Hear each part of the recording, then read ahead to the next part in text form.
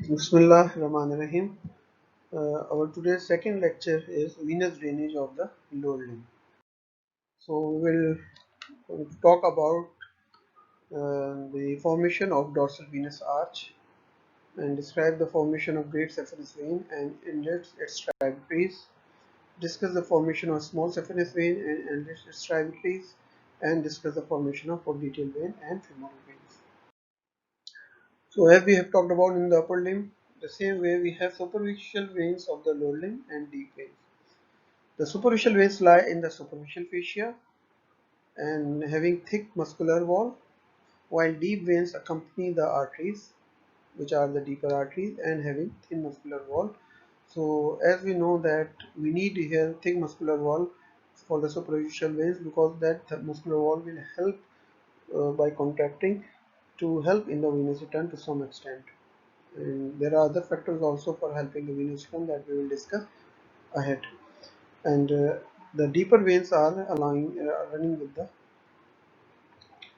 uh, arteries together, and they are thinner muscular wall because their venous return helped by the contraction of muscles they are lying in between. The superficial veins of the lower limb are dorsal venous arch, great saphenous vein, and small saphenous vein. And deep veins of the lower limb, the vena comitantes of the arteries, popliteal vein and femoral vein. So veins of the lower limb, as we can see, we have femoral vein over here, which is a deeper vein, and then you can see great saphenous vein, dorsal venous arch,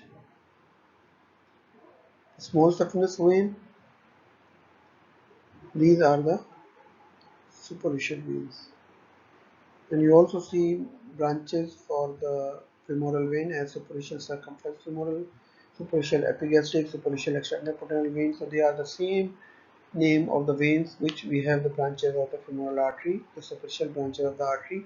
The same area is drained by the same name of veins which are known as femoral vein. And you can see in the femoral vein there are valves. So already we have discussed about this, and valve is actually the invagination or formed by the tunica intima, which is the inner layer. The vessels have three layers: tunica intima or interna, tunica media, and tunica externa or adventitia. So the most inner layer of the vein, which is known as tunica intima, that's invaginate inside, and that form a valve-like structure which prevent the backward flow. So that is present in the great saphenous vein even at the femoral vein. So that we are going to discuss now. So superficial veins of the lower limb. The dorsal venous arch is formed on the dorsum of the foot, and blood from the whole foot drains into this arch via digital veins and communicative veins. So these communicative veins are basically in the sole as well as in the dorsum. So they communicate, and from digital veins the blood form a arch-like structure which is known as dorsal venous arch. So from this dorsal venous arch, the vein arises which is known as great saphenous vein on the medial side, and another vein arises which is small saphenous vein on the lateral side. So here we can see the digital veins and the deeper communicating veins form an arch which is known as dorsal venous arch. So this dorsal venous arch will continue forward as on the medial side as great saphenous vein, and on the lateral side as small saphenous vein. So as the name is indicating, great saphenous vein is longer as compared to the small saphenous vein. We start with the great saphenous vein. Great saphenous vein is the longest vein in our body. It drains medial side of the dorsal venous arch. It passes upward in front of the medial malleolus and then runs upward in the superficial fascia over the medial side of the leg from medial malleolus, and passes behind the knee and curves forward around the medial side of the thigh. It contains 10 to 20 valves connected to small saphenous veins behind the knee, and the perforating veins connect the great saphenous vein with the deep veins. So perforating veins are the veins which are perforating the muscles and going deeper. So these are the veins which are basically the connections between the superficial veins and deep veins of the lower leg. And this great saphenous vein in the thigh passes through saphenous opening, and finally it drains its blood into femoral vein. So it is a tributary of femoral vein.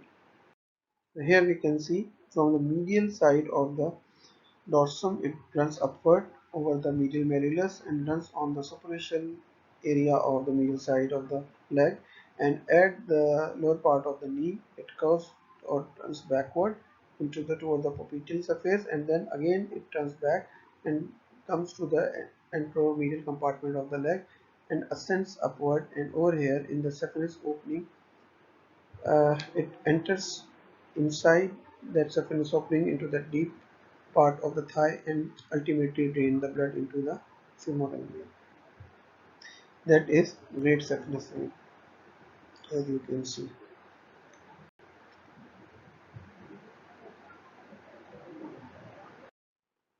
So here we can see the great saphenous vein after uh, passing through medial malleus and medial side of the leg at the knee, it turns back, and from the superficial part of the popliteal fossa medially, it again turns back toward the anterior side and ascends upward and enters into saphenous opening, and through saphenous opening it drains the blood into femoral vein.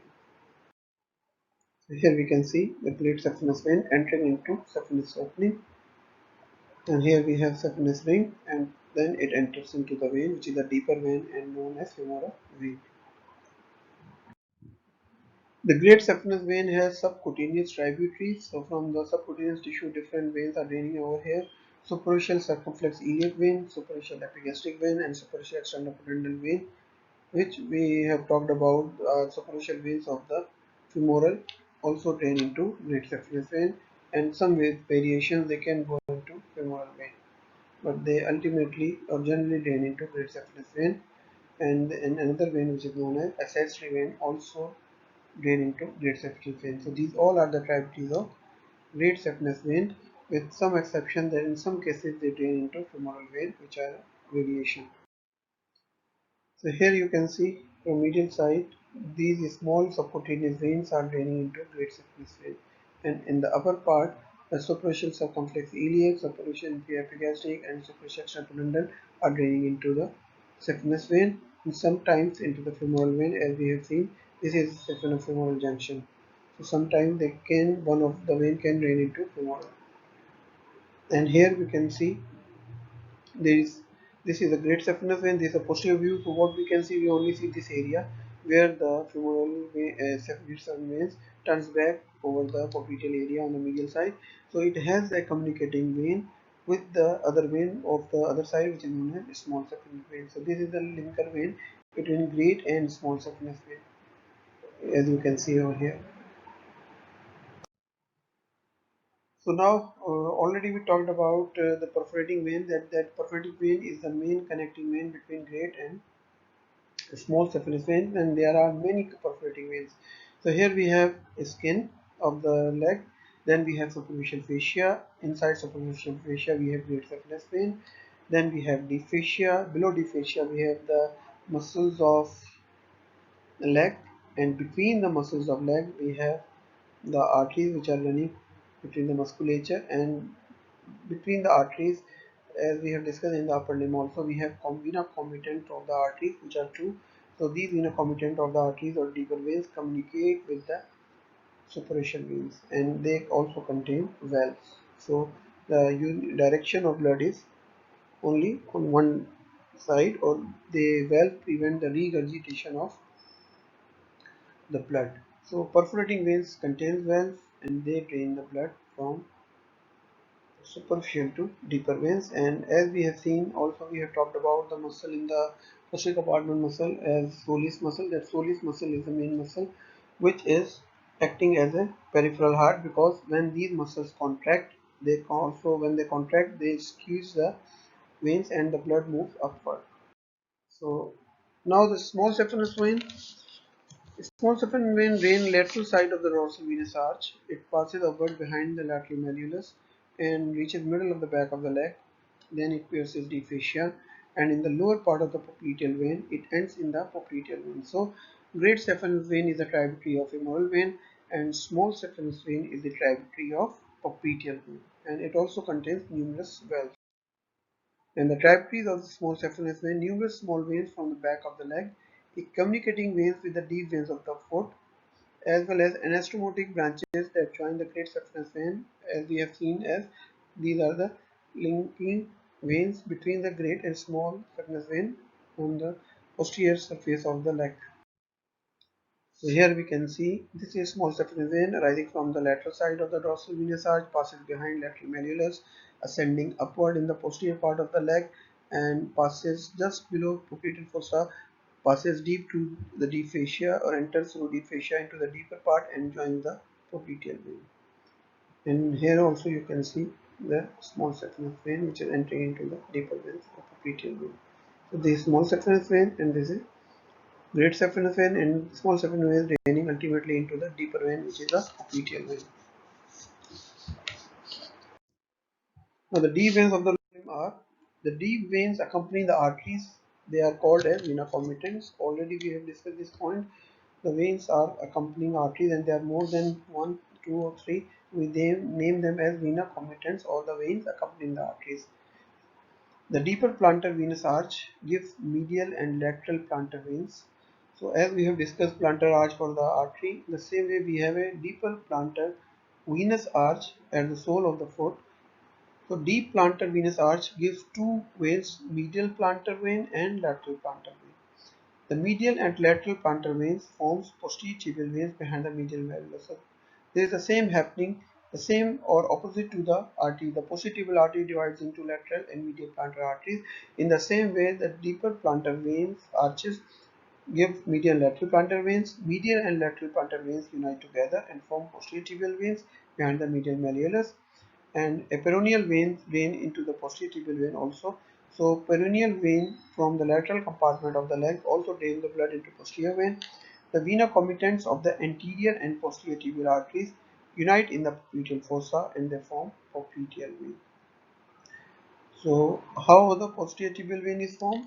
The vena comitants from the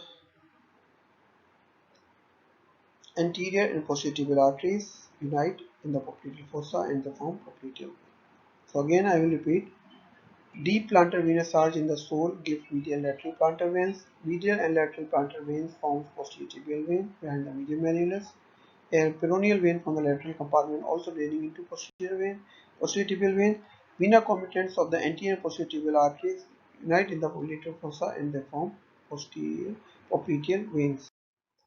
So the popliteal vein is formed by the vena comitants of anterior and posterior tibial arteries, ends at the adductor hiatus and continuous upward at femoral vein. The tributaries are veins accompanying the arteries and small saphenous vein. So here we can see posterior tibial veins. This is a peroneal vein. Peroneal vein is or femoral vein is draining into posterior tibial vein, and then posterior tibial vein is ascending upward, and then they unite together and form popliteal veins. So they all connected with the vena comitants of the anterior posterior tibial arteries and forming these veins and then ascending up.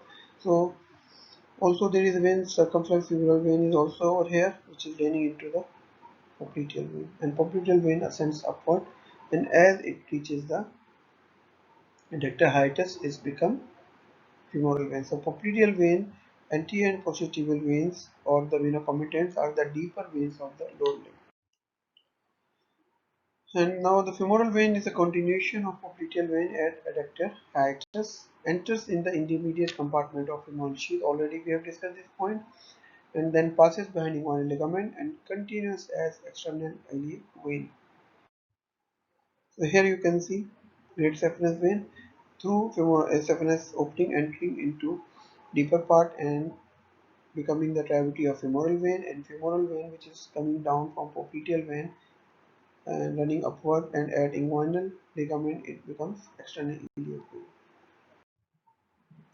So the tributaries of the femoral vein are great saphenous vein, tributaries corresponding to the perforating branches of profunda femoris artery, first, second, third, and fourth profunda femoris, so the same areas of the venous drainage over there, and medial and lateral circumflex femoral vein. These all are the tributaries of femoral vein. So here you can see the perforating veins as well as descending genicular vein and the deep vein of the thigh. They all drain into femoral vein, and femoral vein ultimately drain into or continues as heading on a ligament and external iliac. So this is about the venous drainage of the lower limb. It is not a very big topic, so just the major veins you have to remember. Now, before we move to the varicose veins, the important thing that uh, as we have discussed that soleus muscle act as a peripheral heart because between this muscle a venous deep veins of the lower limb are lying, and because of the contraction of this muscle they push the blood up along with the uh, help of the valves. So the blood moves upward with the contraction of the muscle. That's why, because it is pumping blood toward the heart, that's why it is known as peripheral heart. Now there are a condition which is known as varicose veins or varicosities. As you can see, the superficial veins of the lower limb become dilated. So this is the great saphenous vein. You can see it is too much dilated, and also you can see over here there are superficial veins below the knee which are dilated. So these dilatations of the veins are known as varicosities or varicose veins. This occurs because of some diseases and also because of long standing, and also the major cause of this varicose veins are two factors. One is if the valves are incompetent. The valves which are present in the veins, if they become incompetent and they are not opening and closing in a proper time, so they will cause varicosities. Because what happens once there are two valves, one is superior and one is inferior. So when the muscle contracts, the superior valve open and blood pushes upward, and inferior valve in the same time closes. So it makes sure that blood will not regurgitate down. But if the at the time of contraction the inferior valve remains open, so blood will regurgitate down and it will not push up completely. That will cause dilatation or backward pressure, and ultimately that backward pressure will cause dilatation of the veins, and that is known as varicose vein. So the first important factor is incompetency of the valves, and second, as we have discussed, that superficial veins are connecting with the deep veins through perforators. So if those perforators are not working properly and they are not performing their function because of their incompetency of the valves or because of their a small diameter or the what we say stenosis of the perforators, the blood will not pass from superficial to the deep veins, and deep veins are not able to push the blood upward. So major of blood will remain in the superficial veins, and because of the continuous backward pressure of the venous blood, there will dilatation of the veins, and this condition is known as varicose veins. And this condition is mainly treated by surgical procedures. So this is about the veins of the lower limb. So it is just an overview of the lower limb veins. So for the questions, please ask on me. Thank you very much.